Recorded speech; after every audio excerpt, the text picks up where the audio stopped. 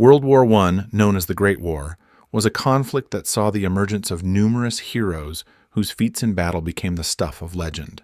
Among the most celebrated of these figures was Werner Voss, a German fighter ace whose extraordinary piloting skills and combat prowess made him one of the most feared and respected aviators of the war. Voss, a contemporary of the famous Red Baron, Manfred von Richthofen, earned his place in history through a combination of natural talent, innovative tactics, and an unrelenting spirit. This video will explore the life of Werner Voss, from his early days to his incredible achievements during the war, and his enduring legacy as one of the greatest aces of World War I.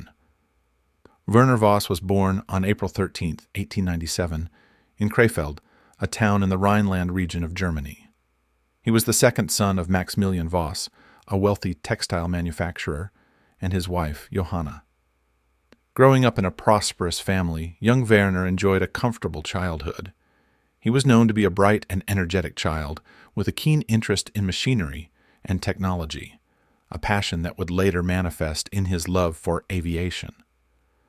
Voss was educated at a local school in Krefeld, where he was an average student academically, but excelled in sports and physical activities.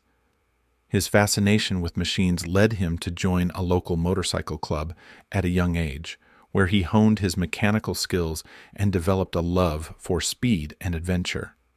This passion for machines and speed would become a defining feature of his later life as a fighter pilot. As Voss grew older, his interest in aviation began to take shape.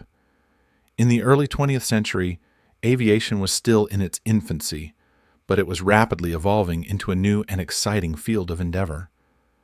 Voss was captivated by the idea of flight and eagerly followed the developments in aviation technology. When World War I broke out in 1914, Voss was just 17 years old, but he was determined to serve his country and pursue his dream of becoming a pilot. Voss initially joined the German army as a cavalryman in the 2nd Westphalian Hussar Regiment. His time in the cavalry was relatively uneventful, but it was during this period that he began to harbor ambitions of transferring to the Luftstreitkräfte, the German Air Force. In 1915, after just a few months with the cavalry, Voss applied for a transfer to the air service, and his request was granted. Voss began his aviation training in 1915 at the Military Flying School in Schwerin. His natural aptitude for flying quickly became apparent, and he excelled in his training. Voss's instructors were impressed by his keen understanding of aircraft mechanics and his remarkable hand-eye coordination, which made him an exceptional pilot even during the early stages of his training. After completing his initial training, Voss was assigned to a 2-seater reconnaissance unit, where he gained valuable experience flying over enemy lines and gathering intelligence. However, Voss was not content with the relatively passive role of a reconnaissance pilot. He longed to engage in combat and prove himself as a fighter pilot. In late 1916, his wish was granted when he was transferred to a fighter squadron, Jasta II, which was commanded by the legendary ace Oswald Boelcke. At Jasta II, Voss quickly established himself as a rising star in the German Air Force. Under the mentorship of Oswald Boelcke, one of Germany's most celebrated aces and the father of aerial combat tactics, Voss honed his skills as a fighter pilot. Boelcke's teachings on aerial combat, known as the Dicta Boelcke, had a profound influence on Voss, who mastered the art of dogfighting and quickly began to rack up victories.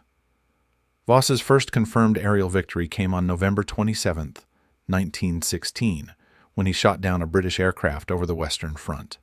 This victory marked the beginning of a remarkable career as a fighter ace. Voss's aggressive flying style, combined with his natural talent, made him a formidable opponent in the skies. He was known for his daring maneuvers and his ability to take on multiple enemy aircraft simultaneously, a testament to his exceptional piloting skills. By early 1917, Voss had become one of Germany's leading aces, with a rapidly growing tally of victories. His reputation as a fearless and skilled pilot earned him the respect of both his comrades and his enemies. Voss's success in combat did not go unnoticed by the German High Command, and he was awarded the prestigious Pour le Mérite, also known as the Blue Max, Germany's highest military honor, on April 8, 1917. At just 19 years old, Voss was one of the youngest recipients of this award. In the summer of 1917, Werner Voss was given command of his own squadron, Jasta 10, which was part of the elite flying circus, led by Manfred von Richthofen. It was during this period that Voss was introduced to the Fokker Dr.I triplane, an aircraft that would become forever associated with his name. The Fokker Dr.I was a revolutionary aircraft for its time, known for its exceptional maneuverability and climb rate. Voss quickly adapted to the new aircraft and used it to devastating effect in combat. His mastery of the Fokker Dr.I made him nearly invincible in dogfights, and his victory count continued to climb. One of the most famous episodes of Voss's career occurred on September 23, 1917, during what would become known as one of the most epic dogfights of World War I. On that day, Voss single-handedly took on 7 British SE-5A fighters from the elite No. 56 Squadron, which included several of Britain's top aces. The engagement was a testament to Voss's incredible flying skills and his indomitable spirit. For nearly 10 minutes, Voss fought off the British pilots, executing breathtaking maneuvers and managing to damage several of the enemy aircraft. His fearless display of aerial combat skill left the British pilots in awe, with one of them later remarking that Voss had been the bravest German airman. Despite his best efforts, Voss was ultimately overwhelmed by the superior numbers and was shot down by Captain James McCudden, one of Britain's leading aces. Voss's Fokker Dr.I crashed behind British lines, and the 20-year-old ace was killed in action.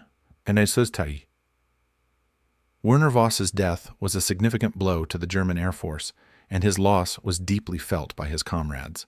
His remarkable career, though tragically short, left a lasting impact on the world of aviation and the history of aerial combat. Voss was credited with 48 confirmed aerial victories, making him one of Germany's top aces of the war. Voss's legacy as a fighter ace is remembered not only for his impressive combat record, but also for his innovative tactics and fearless approach to dog fighting.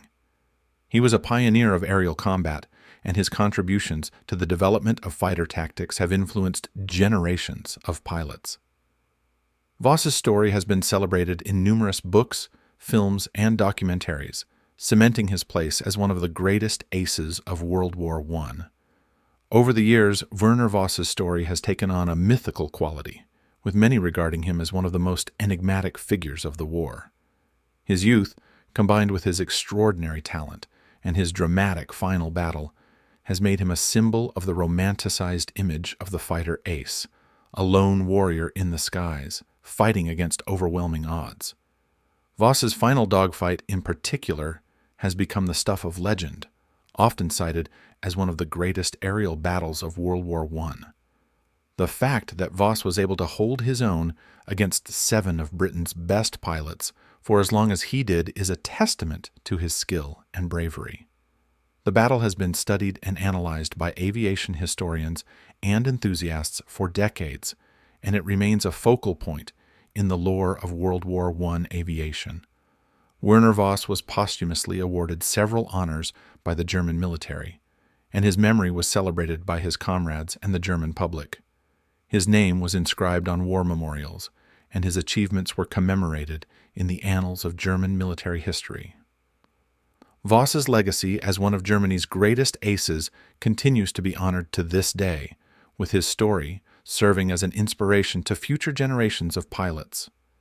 In the years following his death, Voss's life and career have been the subject of numerous biographies and historical studies. His story is often included in discussions of the great aces of World War I, alongside figures like Manfred von Richthofen and Oswald Bohlke. Voss's contributions to the development of aerial combat tactics have earned him a place in the pantheon of aviation legends. Hossa. Werner Voss's story is one of exceptional bravery, skill, and innovation. Despite his young age, he achieved a level of success and recognition that few could match, and his contributions to the war effort were significant. Voss's legacy as one of World War I's greatest aces endures, and his life serves as a powerful reminder of the courage and sacrifice of those who fought in the skies during the Great War. His final battle, in particular, stands as a testament to his indomitable spirit and his commitment to his comrades and his country. Werner Voss may have died young, but his name will forever be remembered in the annals of history as one of the greatest pilots of his time. Werner Voss's story is a testament to the remarkable bravery and skill of World War I fighter pilots.